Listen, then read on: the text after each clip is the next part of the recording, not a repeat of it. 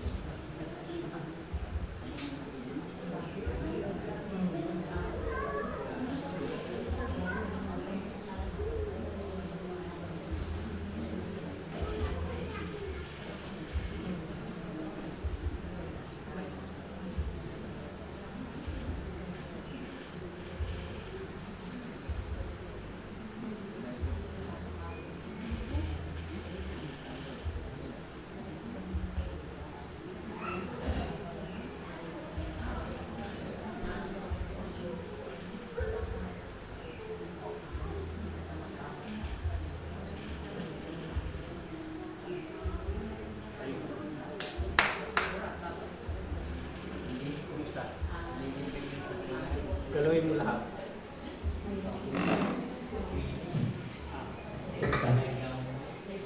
Hindi mo may sakit ka pa. May nararamdaman ka pa. Ha? Wala na po. Wala nang masakit sa'yo. Hindi okay na, magaling na. Hindi mo. Kung ba mo, wala nang masakit. Wala na. Magaling na. Dahil ang lahat yan, inibing mo dito sa templo ay gumaling ka. Pagpasalamat ka. Pagpasalamat ka.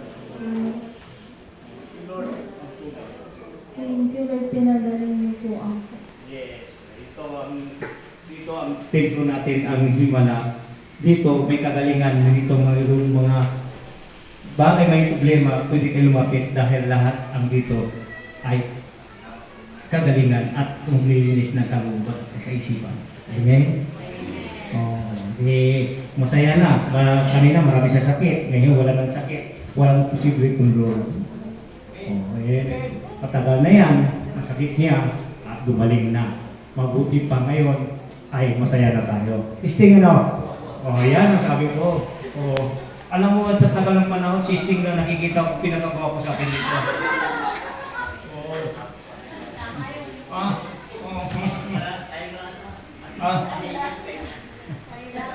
Sting, huwag mo na kami damay. Kung ikaw ang binigyan pinagpuri namin, dapat purihin ka namin.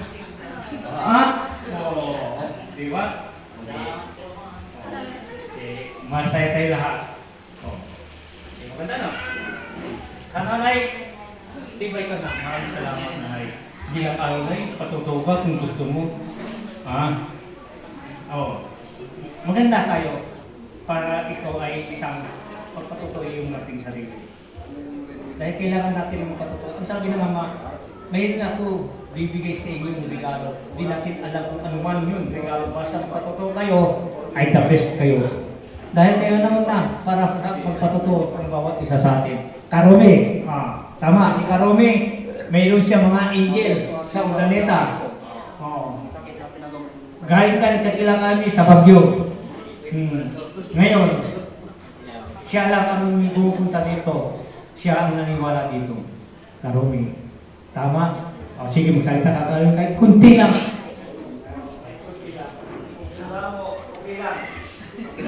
Magandang hapon sa lahat. Salamat sa Ama. Nandito ako kasi nung si Nini, huwag ba yung spirit sa kanya pumunta sa bahay. Sinabi sa akin na si Ama raw, hindi pa kayo nakita. Si Ama raw kapatawag sa lahat ng mga ginawagan ng Diyos na papunta dito. Hindi, sabi ko naman sa kanya, sige, sabi ko sa kanya, maghanap tayo mga ginawa ng Diyos dito sa ating lugar kasi alam ko rin kasi kahit na dito sa Pagasian, marami akong alam. Kaya sinamahan ko siya, napunta ako dito.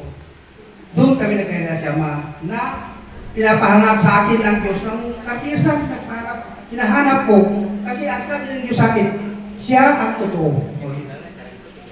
Wow! Maraming salamat. Hindi siya bulag.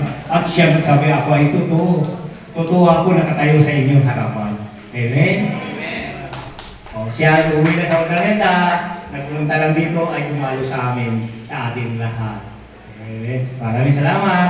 Mag-ingat sila sa inyo. Proud ako sa inyo. Di ba? Ang saya-saya, ano? Ang galing ako. Dahil hindi na ako sumasagot, ano? Oo. Kahit ganito lang ako, wala akong aral, walang salita ko, ay kahit langit. Gusto ko, kung magtotoo kayo, yung totoo, walang labis, walang kulang. Basta totoo kayo, ang Diyos ay sa inyo.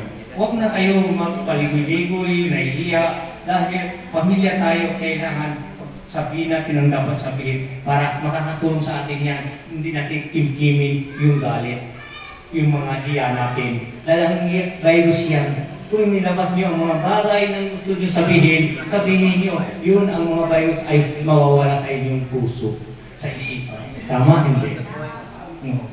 Yan ang aking mensahe ngayon galing sa langit. Dahil ito, isipin niyo, tayo lang dito nagsasabi sa mga kapatiran at sa mga samahan at sa mga tao ay galing sa Diyos. Hindi natin ginawa sa Biblia dahil ang Biblia kahit isa man, isang bawat isa natuto ako dyan, wala akong natuto. Kahit sa dami ng Biblia hinawakan ko, wala akong natutunan dyan. Bakit? Bakit hindi ko ay sagutin mo? Bakit hindi ako ay wala akong natuto sa Biblia? Anong dahilan? Hindi po kayo marunong bumasa. Correct ka dyan. Hindi ako marunong bumasa sa mula aking pangalan. Nakapang-mark yan lahat. Ang sabi ng Ama, di na kailangan ka magbasa dahil lagi mo na lang ako tinatawag. Dahil ang lahat ng kinilos mo sa akin, ako ang laging yung tinatawag. Kailangan ko ang Diyos. Lahat ng kilot ko galing sa Diyos. Sa pagpapagamot ko sa inyo magpagaling, galing sa Diyos. Puso, ang lahat ng kilos ko dito galing sa Diyos. Ang sabi naman, kung ikaw turuan ko magbasa at binigyan kita ng pagbabasa dyan, baka makalimutan mo na ako. Dahil iba na ang gawain mo. Well, hindi ka na marunong bumasa, maraming gawain. Yung kulungan ng baboy, ikaw gumawa, pinaluwang mo. Hindi mo pinagbag yung mga dati mo, pader, at dinugtungan mo lang. Dahil dyan sa kapintero at dyan ako natuto, sumasama lang ako sa mga engineer. Lahat inisip ko ang gawain. Tubero, lakero, magli-layout, hanggang nagtatanim ng palay, naguhuli ng isda, at nandyan alam ko, gagawin ko, at kaya ko buhayin ang aking sarili.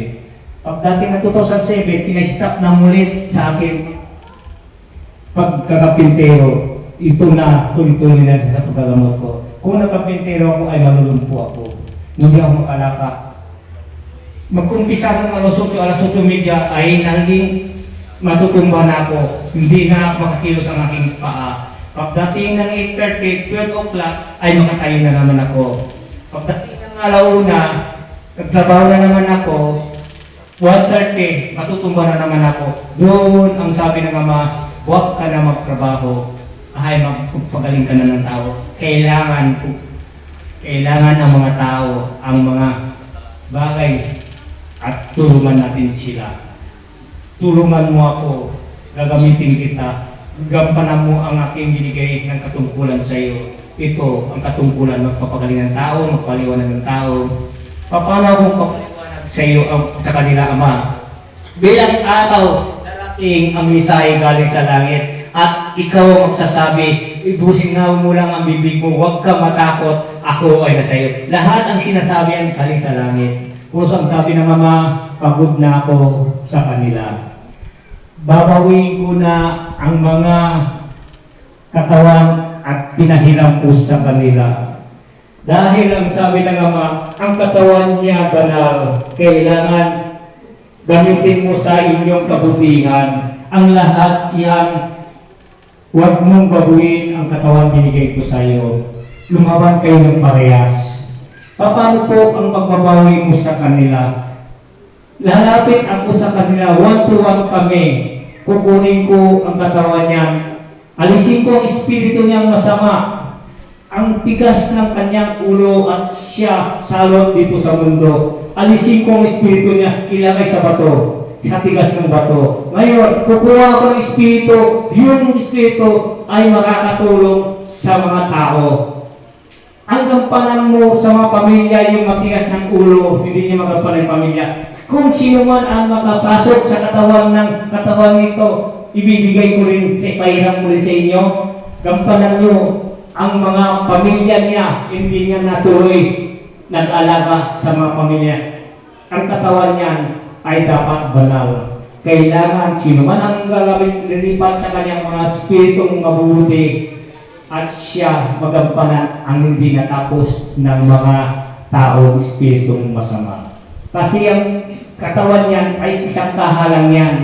Kumikilos dyan kung may espiritu at pumasok dyan, may kaluluwa pumasok dyan, yan ang kumikilos. Kung tinanggal ka na dyan, ay wala na yung katawan kumikilos yan. Papalitan ng bago. Walang patayan dito. Baguhin ang mundo, baguhin ang tao. Pagdating ng liwanag, oras na dumating ng liwanag, maglinis ng lahat. Dahil ayaw na gusto na nga ay malungkot, dapat ay masaya kayo lahat. Amen? Walang patayan nito. Walang nakakalam. Ikaw lang ang Diyos ang nakakalam. O kahit pamilya mo, walang alam. Akala niya, ikaw ay nagbago na. Yun pala, iba ng espiritu ay nasa loob ng katawan yun. Maganda ang asal na ngayon. Imbes yung dati mga magulang mo ay hindi lang daw bigyan ng baon sa iyo, hindi bibigyan ng mirinda, pag uwi niya, may mirinda na siya. Kung ano man ang trabaho niya, mas may na dumarating ang trabaho ng espiritu ng katawan niyo. Kailangan ang katawan natin, pagbabago. Kung pamulili tayo sa katawan natin, ay magbago na tayo para di makapalitan ang espiritu natin. Yan ang sinasabi ay sinasaliban. ang katawan at palitan ng ang kaluluwa. Kailangan ay magbago. Pusoy mo natin ang tawag yung pag-ibig, espiritu ng pag-ibig sa taas at pag-ibig sa baba, ang puso. Ibig sabihin, pag-isahin na espiritu ang tao, baguhin ang dapat baguhin. Kailangan ikaw mismo ang bago sa sarili mo. Kung gusto mo pangtilig dyan sa katawan yan, pinahirap sa iyo ng Diyos, magbago na kayo. Para kayo ay masaya, buong pamilya nyo. Dahil wala na nakakalam sa inyo kung nakulong ka na sa bato. Ikaw lang ang Diyos ang nakakalam. Walang pamilya nyo nakakalam ang ikaw ba yan? Dahil buhay ang katawan nyo. Walang nawala. Ang pagbabago lang ang meron na sa iyo. Ibig sabihin, napalitan na ng tunay na espiritong masama sa katawan nyo. Pinalitan ng espiritu pagmamahal ng pag-ibig. Amen? Maganda hindi? Walang patayan, walang malungkot. Ang malungkot lang ang gumagawa ng masama. Darating yun, pagdating ng liwanag. Malapit na ng liwanag dahil ang tao na mismo nagpapatayan. Sila na mismo ang pumapatay na sayang ang katawan binigay ng Diyos. Kailangan binigay sa atin. Maglugod tayo, masaya tayo at mabuhay tayo ng buhay na walang hanggan. Pag-alagaan natin ang sarili natin, ang Diyos ay nasa inyo. Amen? Yun lang ang ating sasabihin sa inyo. Yan ang mensahe ng Diyos.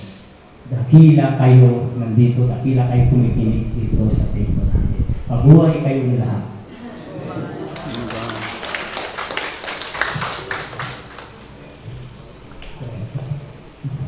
Maraming salamat. Ayaw nyo nagpapaspas, di salamat. Ayaw nyo magpapawi, salamat din. Maraming salamat.